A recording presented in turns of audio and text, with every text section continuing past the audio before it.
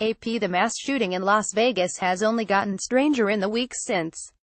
Before explaining how, let me emphasize at the outset, do not read this column as implying any sort of conspiracy theory. In fact, even now, more than 2 weeks after the terrible event, we don't even know enough facts to concoct a conspiracy. We do know, however, that the story keeps getting more bizarre. Remember the heroic security guard, Jesus Campos, who allegedly helped stop the shooting? He appears to have, well, vanished. Here's the Los Angeles Times. The story seemed straightforward. The unarmed security guard approached Stephen Paddock's room on the 32nd floor of the Mandalay Bay Resort and Casino, distracting the gunman and potentially saving lives.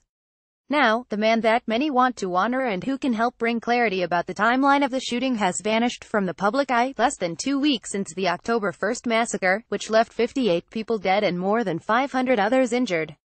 Just before Campos was scheduled to appear at numerous media interviews, he allegedly went to a Care healthcare clinic and hasn't been seen since. There was an armed security guard outside his house, and now that guard is reportedly gone. No one seems to be suspecting foul play, and as the president of his union notes, somebody knows where he is. But this elusiveness is obviously not quite normal. Campos' disappearance is but one odd element in the story. Another, of course, is the shifting timeline of the shooting. Last week, the sheriff's office released a chronology indicating that Campos was shot 6 minutes before the gunman opened fire at the crowd, thus raising a host of questions about the timeliness of the police response. Within days, however, the timeline shifted again, this time indicating that Campos was shot around the same time the shooter began his attack.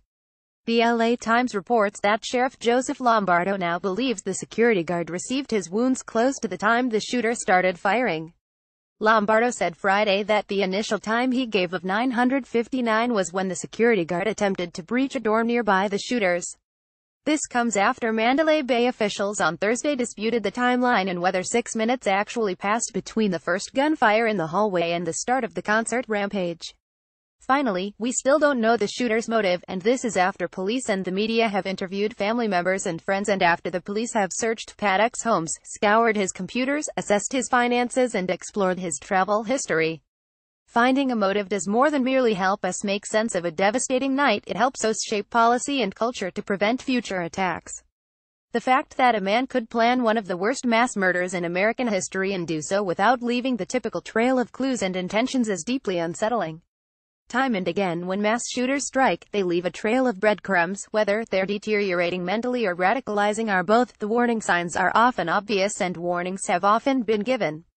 Not this time. To be sure, the police know more than the public, and perhaps they know or strongly suspect the motive and haven't yet disclosed it, but to experience this level of ignorance so many days after a mass shooting is highly unusual. There's no cause for conspiracy theories, but there is ample cause for curiosity and confusion.